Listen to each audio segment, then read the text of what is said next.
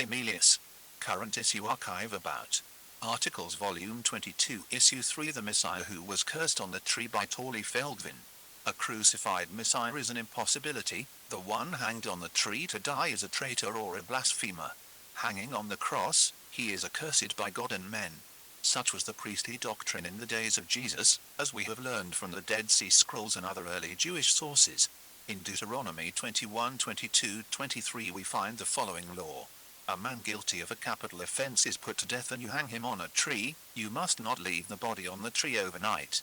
Be sure to bury it that same day, because anyone who is hung on a tree is a curse of God. 1. You must not defile the land the Lord your God is giving you as an inheritance. A radical reinterpretation. In the 2nd century BC, a Jewish author close to the Essene community made a new edition of the laws of Deuteronomy, incorporating verses from Leviticus and Numbers as well as priestly teaching from his own time.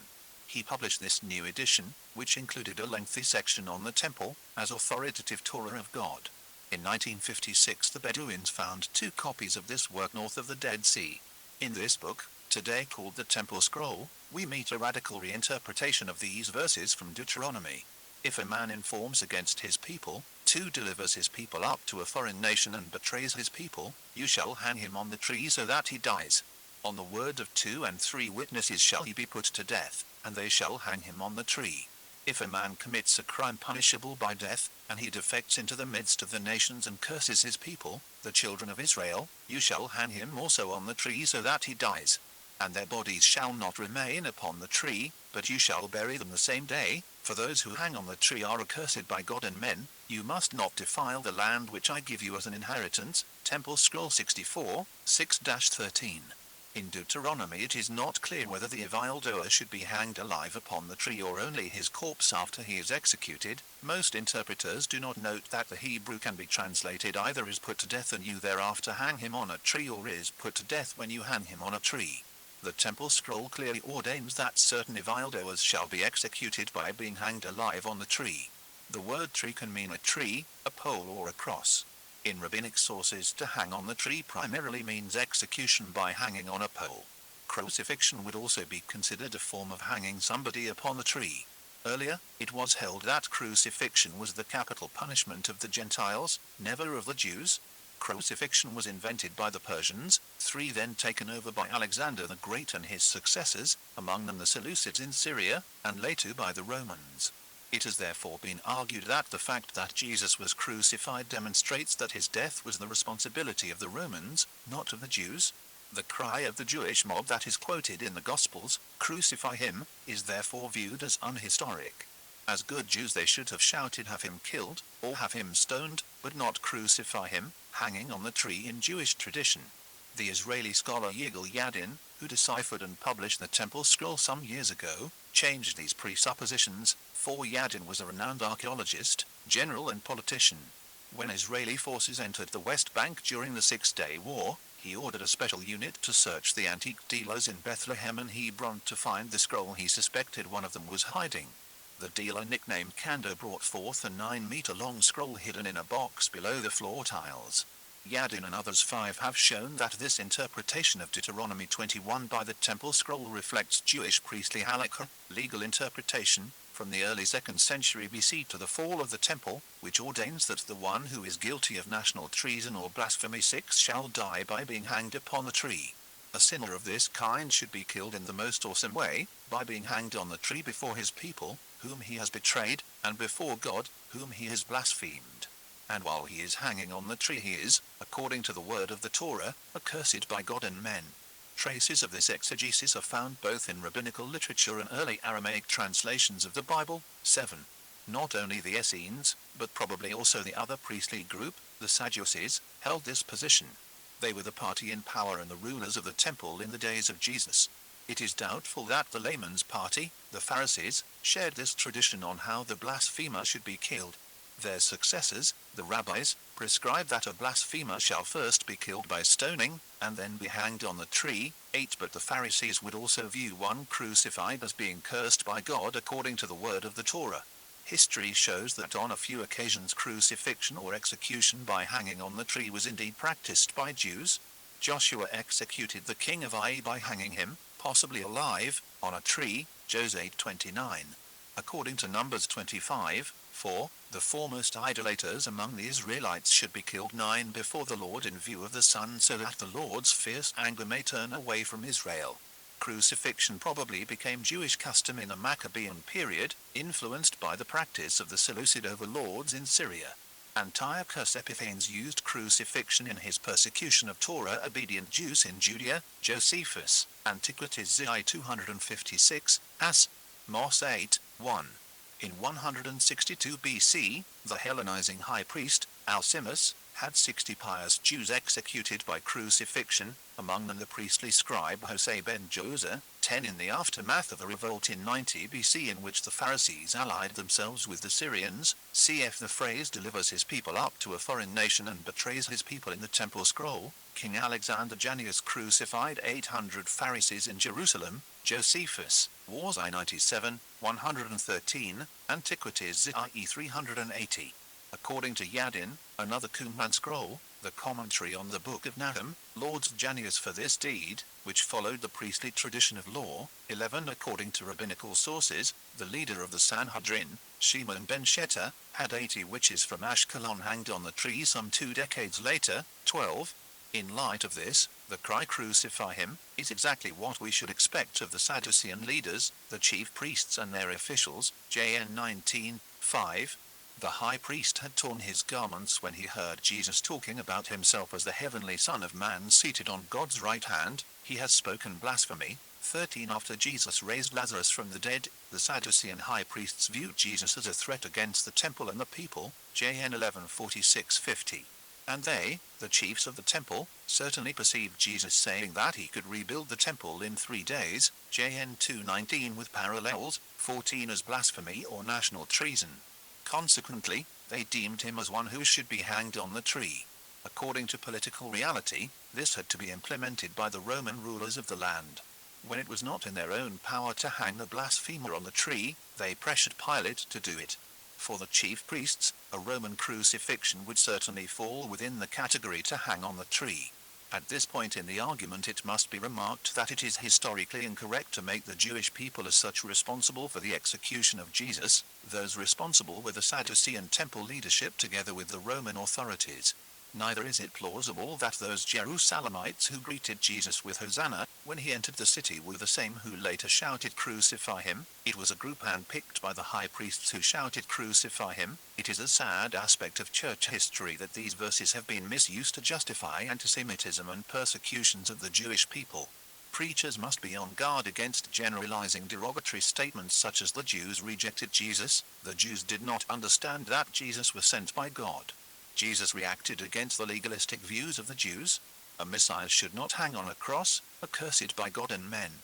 Therefore some of those passing by the cross of Jesus mocked, "He is the King of Israel.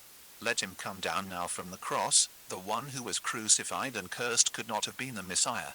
Peter knows this paradox when he boldly tells the Sanhedrin, the Jewish council, that the God of our fathers raised Jesus from the dead, whom you had killed by hanging him on the tree. Acts 5:30, cf. Acts 10:39. 1 Pet 2:24.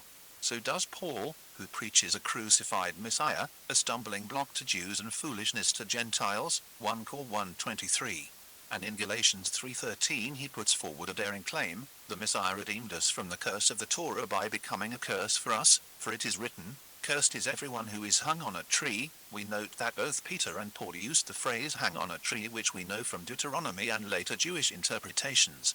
Paul, raised as a Pharisee in Jerusalem, knew the priestly doctrine of his days. He knew that Jesus hung accursed on the cross. But the rabbi from Tarsus provides a new interpretation. He knows that God has raised the accursed from the dead and thereby demonstrated that he is the Messiah. This fact means that the curse Jesus did carry on the cross was not his own, it was ours. And by willingly taking the curse of the Torah on our behalf, he redeems both Israelites and Gentiles from the curse which befell us all because we did not manage to obey the Torah. Redemption is at hand. Other NT passages reflect the use of Deuteronomy 21:23 by Jewish opponents as a key argument against the messiahship of Jesus in the debate with Jewish Christians. G. Jeremiah suggests that 1 Cor 12:3, Anathema Isis, Jesus is accursed, should be interpreted as a Jewish statement based on Deuteronomy 21:23, and that Acts 18:6, 26, 11 and 1 Timothy 1:13 should be seen against the same background. Jews blaspheme Jesus when they, in a confrontation with Jewish followers of his, relate this curse of the Torah to him. 15a Rabbinic Parable. One of the famous rabbis of the early 2nd century Rabbi Meir, used a parable to explain the difficult verses from Deuteronomy. Anyone who is hanged on a tree is a curse of God. That means, why was he hanged? Because he cursed the name of God, and furthermore, the hanged one leaves the name of God profaned. 16 Rabbi Meir said, this can be understood through a parable. Two identical twins were living in the same city. One was righteous and the other was a scoundrel. The first was made king of the city, the other committed robbery. Then the king ordered him to be hanged on the tree. But when he heard that all those passing by the executed shouted in distress, the king is hanging on the tree, he ordered the body to be taken down. Thus we learn that when men feel sorry at such a sight, even more does God himself, who says, this is a disgrace for my head and for my R.17 for the hanged is an affront to God. Thus God says, I feel grief even for the blood of the unrighteous ones, so how much more when the blood of the righteous ones is shed. 18. The citizens saw the image of their king hanging on the tree. Man is God's image. This is true also for the unrighteous. When we see an executed man hanging on the tree, we see the image of the great king hanging there. And such a blasphemous disgrace cannot be tolerated for long, therefore the body must be taken down before evening. I dare to apply a new interpretation to Rabbi Meir's parable. Not only does everyone hanged on the tree represent God's image, one of those thousands hanged on a cross by the Romans represented God's image par excellence. He is the radiance of God's glory and the representation of his nature. Heb 1:3. When we see him on the cross we see the image of the great King, of the divine Messiah who took the curse of mankind upon himself to bring redemption to Jew and Gentile alike. The further history. For Jews, the crucified one was accursed by God. It was not easy for Jews of the first centuries to swallow Paul's claim that the curse Jesus carried on the cross was ours, not his own. NT and patristic sources demonstrate that Jewish opponents used the meaning accursed by God, from Deuteronomy 21:23, to defame Jesus. Two Christian authors of the 2nd century testify to the encounter between Jews and Christians, including Jewish Christians, about how Deuteronomy 21:22-23 relate to Jesus. Barnabas 7 portrays the scapegoat of Leviticus 16 as a type of the Son of God. The scapegoat is accursed. 19 The Son of God could not suffer except for our sakes. 7:2, 7:9, combining Deuteronomy 21:23. Zechariah 12:10 and Leviticus 16, Barnabas concludes, they will say, is not this he whom we once crucified and rejected and pierced and spat upon?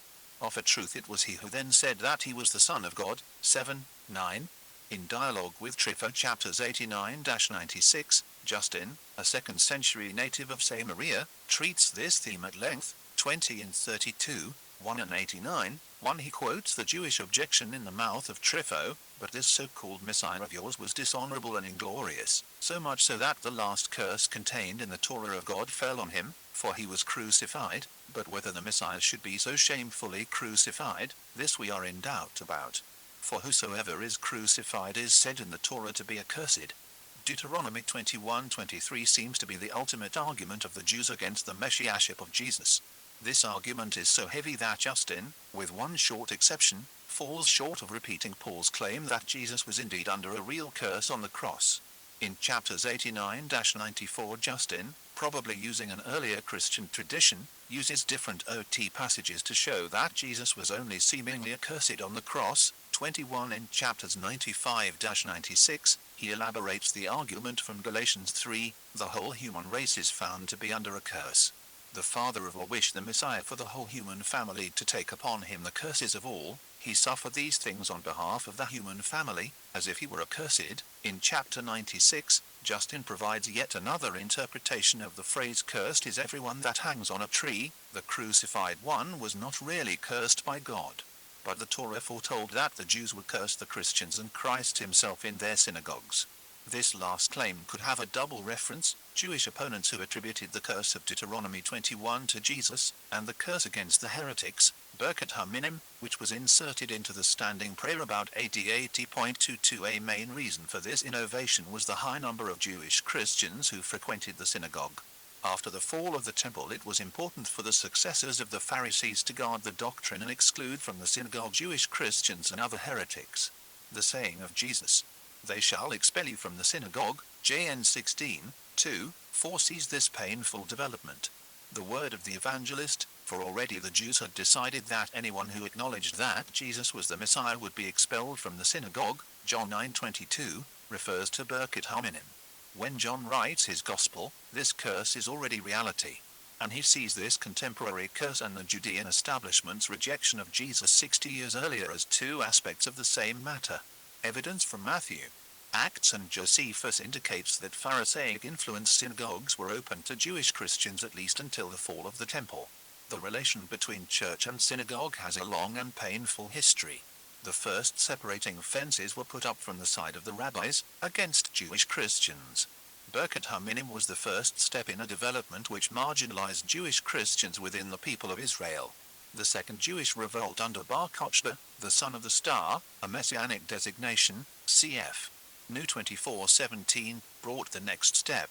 Jewish Christians could not follow a false Messiah and did not join the revolt, and were therefore persecuted as traitors and executed by Bar Kokhba when they refused to curse Jesus and join Bar Kokhba's ranks. 23 Later history has seen the Gentile Christian church taking a manifold revenge.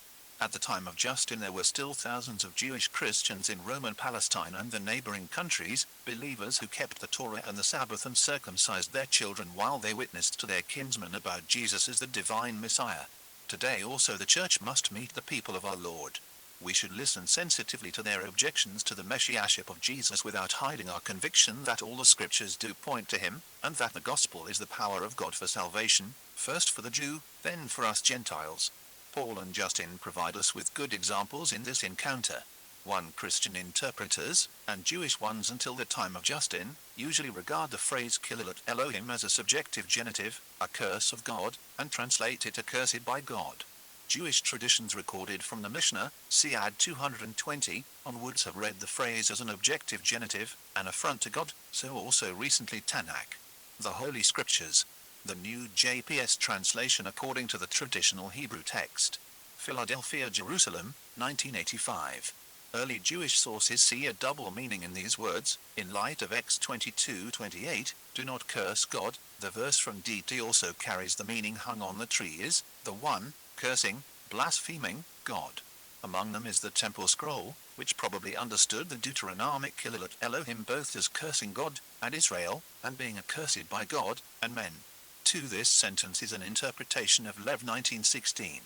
It shall not be a slanderer in your people, where the same Hebrew words are used. 3 according to Estate 2:23 and 9:25, cf 5:14. 7, 9, the two officials conspiring against the Persian king, as well as Haman and his sons, were executed when they hanged them on the tree. 4 Yadin, the Temple Scroll III, Jerusalem, Hebrew EDN 1977, English EDN 1983, especially 1, pages 373-9. II pages 289-91, IDEM, Peshanahim Reconsidered, Israel Exploration Journal 21, 1971, pages 1-12. Yadin provided a more popular interpretation in the Temple Scroll. The Hidden Law of the Dead Sea Sect, London, 1985. 2 copies of the Temple Scroll were found in Qumran Cave 11. A related work, 4Q Reworked Pentateuch, Discoveries in the Judean Desert, Volume 13, 1995, pages 187-351, was found in 5 copies in Cave 4.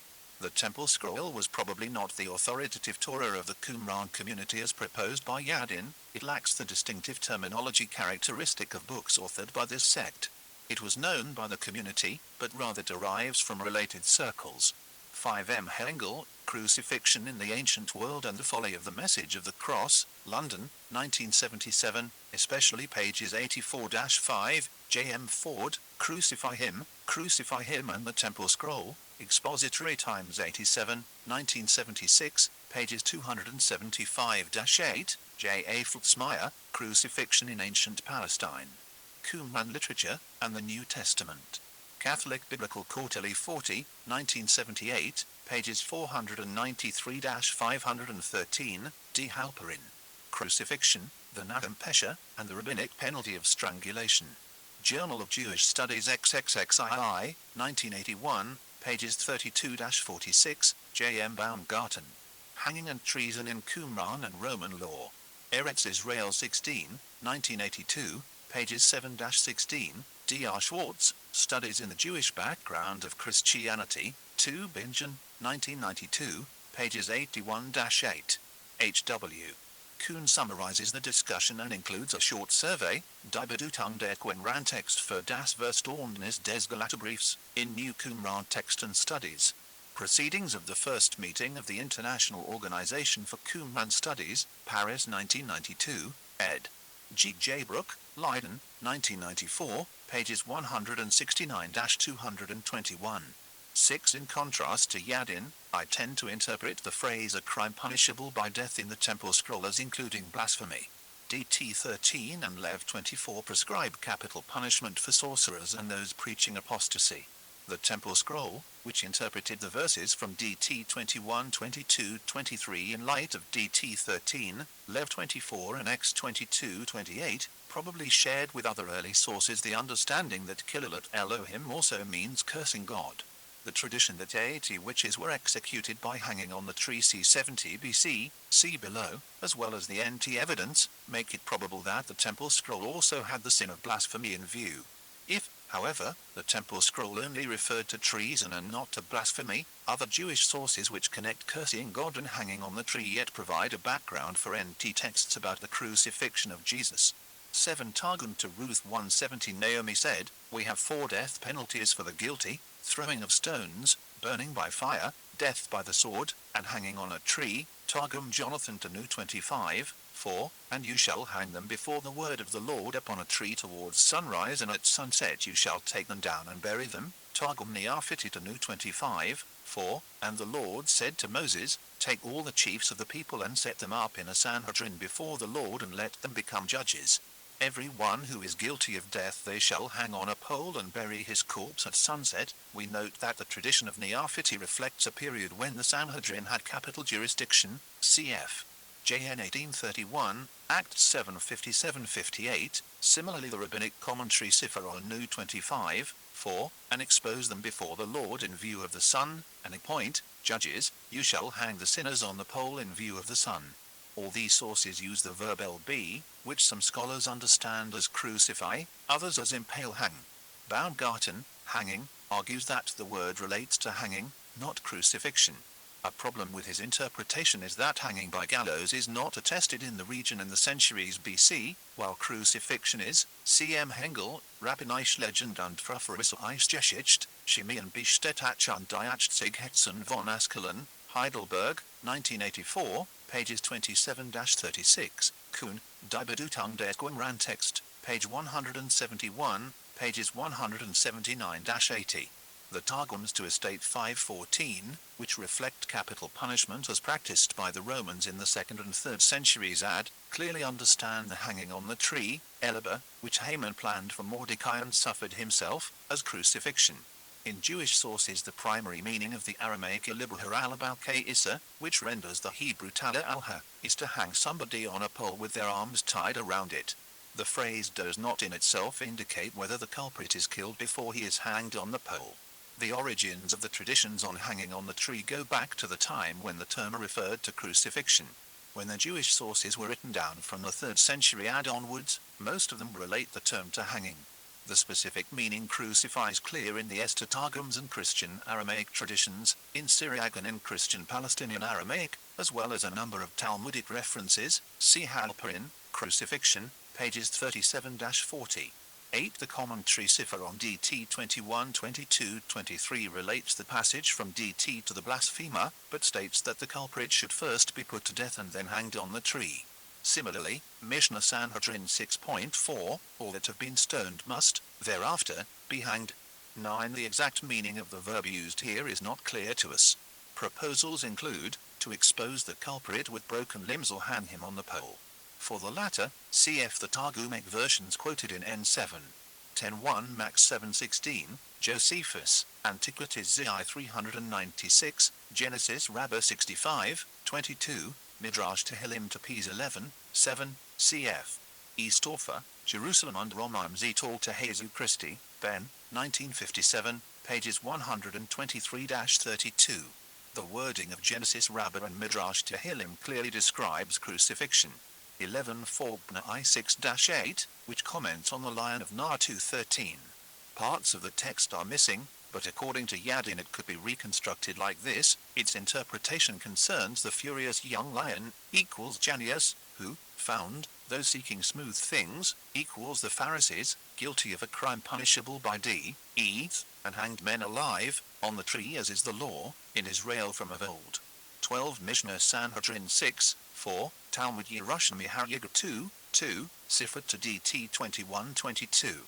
Hengel has put forward the hypothesis that this story conceals a specific historical event, that Shimon and the Pharisees crucified a number of their antagonists, the Sadducees, in an act of revenge when the Pharisaic party became the dominant political force after the death of Janneus, see Rabbinish legend. 13 When asked, "Are you the Messiah, Son of the Blessed One?" Jesus answers, "Yes, I am." MK 14, 62, CFMT 26, 64, LK 22, 70. Jesus' response probably reflects the Hebrew phrase Ani hu, or Ani wihu, which was used as an appellation for God, from DT 32, 39 and is 43, 13. 52, 6, words only God himself could use. On the I am sayings of Jesus, CCH. Interpretation of the Fourth Gospel, Cambridge, 1953, pages 127-31, F. Mans, John and Jamnia, How the Break Occurred Between Jews and Christians c. 80-100 AD, Jerusalem, 1988, pages 68-70. 14 The Synoptic Gospels are probably correct in dating Jesus' temple action to his last visit to Jerusalem. This saying thus belongs to Jesus' provocative words and actions the last week before he was taken prisoner. 15 G. Jeremias, Der Erod Gerechtigkeit, Göttingen, 1963, pages 131-5. 16 This double explanation is found with the same words in Sifra to DT 21-23 and Mishnah Sanhedrin 6, 4. The same Mishnah states, "None is hanged save the blasphemer and the idolater." 17 The words of Amir, Kiloni Miroshi Kiloni Mizrahi, "This is a disgrace for my head and for my arm," remind us of the translation of his contemporary Simichus of the biblical phrase Klelat Elohim as blasphemia thea, a blasphemy to God. Targum Jonathan to DT 21-23 adds that the hanged one is a curse of God, affront to God, because he is made in the image of God.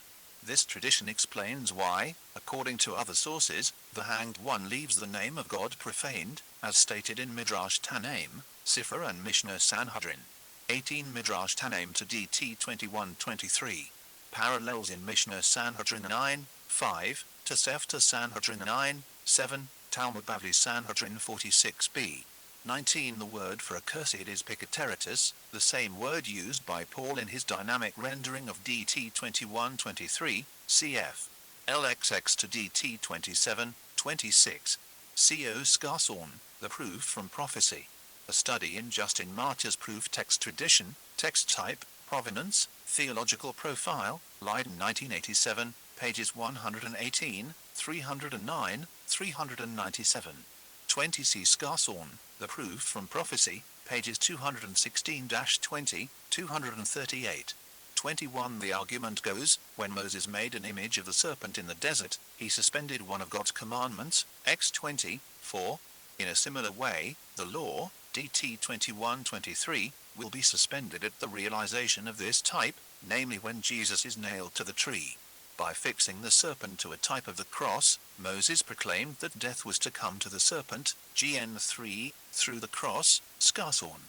The Proof from Prophecy, page 238. Though a curse lies in the law against persons who are crucified, yet no curse lies on the Messiah of God, for by him he saves all them that have done deeds that deserve a curse. Dialogue 94, 5. When the law appears to curse Christ, which should be impossible, this points to a deeper meaning of the curse. There is thus only an apparent, but no real, Application of DT 2123 to Christ, cf. Scarthorne, The Proof from Prophecy, page 218 N77, W.C. Van Unnik, Der Fluch der Jekroslten. Deuteronomium 21.23 in der Deutung Justins des Morteres, in C. Anderson and G. Klein, eds. Theologia Crux, Signum Crucis. Festschrift für Errichtung 70. Geburtstag, 2 Bingen, 1979, pages 483-99. 22 Birket Haminim was directed against Jewish heretics and specifically against Jewish Christians. Justin interprets it as a curse also on Gentile Christians. An early Palestinian version found in the Cairo Genesis mentions the Nazarenes in addition to the Minim, heretics, as object for the cursing, for the apostates let there be no hope, and may the insolent kingdom, equals Rome, be quickly uprooted. And may the Nazarenes and the heretics perish as in a moment, be erased from the book of life and not be inscribed with the righteous. Blessed are you, Lord, who humble the insolvent. The Nazarenes is a Palestinian addition from the 3rd or 4th century which specified the Nazarene Jewish Christians as object for the curse. On Birket HaMinim, C.R. Kimmelman, Birket HaMinim and the lack of evidence for an anti-Christian Jewish prayer in late antiquity, in E.P. Sanders, A.I. Baumgarten and A. Mendelssohn, eds. Jewish and Christian Self-Definition, Volume 2, Aspects of Judaism in the Greco-Roman Period, Philadelphia, 1981, pages 226-44, W. Horbury, The Benediction of the Minim in Early Jewish Christian Controversy, JTS 33, 1982, pages 19-51, St. Katz, Issues in the Separation of Judaism and Christianity after 70 CE, A Reconsideration, JBL 103, 1984, pages 43-76, T.C. Thornton, Christian Understanding of the Birket HaMinim in the Eastern Roman Empire, JTS 38, 1987, pages 419-31, D. Flusser, The Jewish Christian Schism, in Judaism and the Origins of Christianity, Jerusalem, 1988, pages 637-43, R. Pritz, Nazarene Jewish Christianity, from the end of the New Testament period until its disappearance in the 4th century, Jerusalem Leiden, 1988, pages 102-7. 23 The primary sources for this persecution are Justin, 1. Apology 31, 6, Apocalypse of Peter chapter 2. The Bar Kochba correspondence found in various caves in the Judean desert confirms that the leader of the revolt treated dissidents with brutality. On Jewish hostility against Christians in the early centuries, see Ahavalvik, The Struggle for Scripture and Covenant. The purpose of the Epistle of Barnabas and Jewish Christian competition in the 2nd century, 2 Bingen, more, forthcoming. Torley Feldvin. Seminary of the Independent Lutheran Church, Oslo. Other articles in this issue: A Word from James or by Stephen N. Williams. The Old Testament Historical Books in Modern Scholarship by J. Gordon McConville. 3 Evangelical Voices by Alistair McGrath. A supplementary word by Stephen N. Williams. Historical Methodology and New Testament Study by Anthony R. Cross. View all other reviews in this issue. Image description: The Old Testament, Teach Yourself Books Series, World Faiths, reviewed by Keeman Sung. Old Testament image description. Interested parties. The Ideology of Writers and Readers of the Hebrew Bible, JSOTSS 205, Gender, Culture, Theory 1, reviewed by Richard S. Briggs. Old Testament image description, Law and Liminality in the Bible, JSOTSS 202, reviewed by J. M. Sprinkle. Old Testament image description, The Dictionary of Classical Hebrew, Volume 2, reviewed by Richard S. Hess. Old Testament image description, The First Bible of the Church, A Plea for the Septuagint, JSOTSS 206, reviewed by D. L. E. Anderson. Old Testament View All. Email updates. Email address: Themelius. Themelius is a peer-reviewed international evangelical theological journal that expounds on the historic Christian faith. Its primary audience is theological students, pastors and scholars. It was formerly a print journal operated by RTSFU-CCF in the UK, and it became a digital journal operated by the Gospel Coalition in 2008. Copyright 2021.